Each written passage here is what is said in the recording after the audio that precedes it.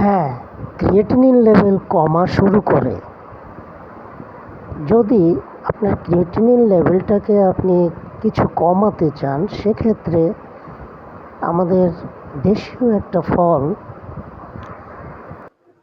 Kidney যখন খারাপের দিকে যায়, সেই সময় আহ, এর ক্রিয়েটিনিন লেভেল এবং ইউরিয়া লেভেল, এই লেভেলগুলো বেড়ে যায় স্বাভাবিকের থেকে। তো আমাদের জাম কিন্তু এই ইউরিয়া এবং ক্রিয়েটিনিন এই লেভেলটাকে নর্মালে নিয়ে আসে।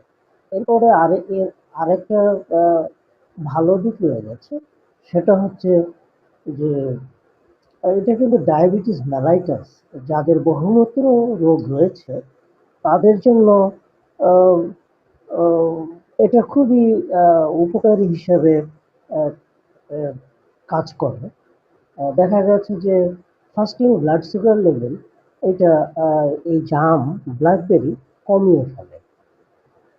তো এটা একটা অ্যাডভান্টেজ এই ব্ল্যাকবেরি বা কালো জাম, আমাদের দেশের যে কালো জাম সেই জিনিসটার ব্যাপারে।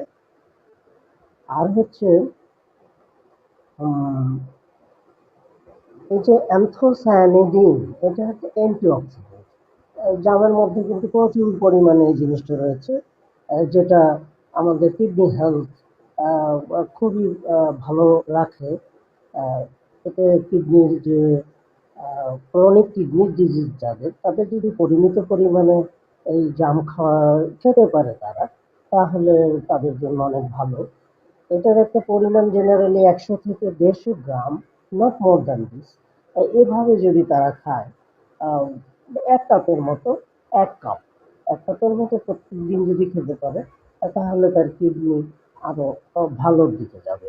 এটা একটা আহ, উম, ভালো ব্যাপার অবশ্যই, কারণ creatinine it's a marker of kidney function.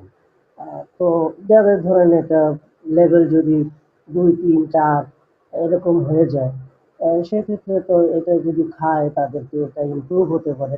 এবং যাদের কেবল শুরু হয়েছে 1.3, যে লেভেলটা নর্মাল সাধারণ থাকে, তার থেকে যদি বা সেই লেভেলে থেকে যায়, তখন তারা যদি এটা নিয়মিত খায়, সেক্ষেত্রে তাদেরও কিন্তু লেভেল কমে যেতে পারে, ক্রিয়েটিনিন লেভেলটা।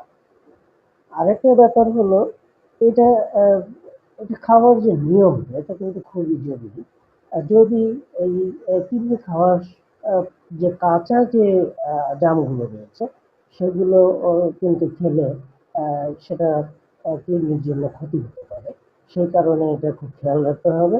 আবার আরেক দিকে হলো যে জাম খাওয়ার পরে আহ, যেহেতু অক্সালেট থাকে জামের ভিতরে, তো সেক্ষেত্রে প্রচুর পরিমাণে পানি খেতে হবে।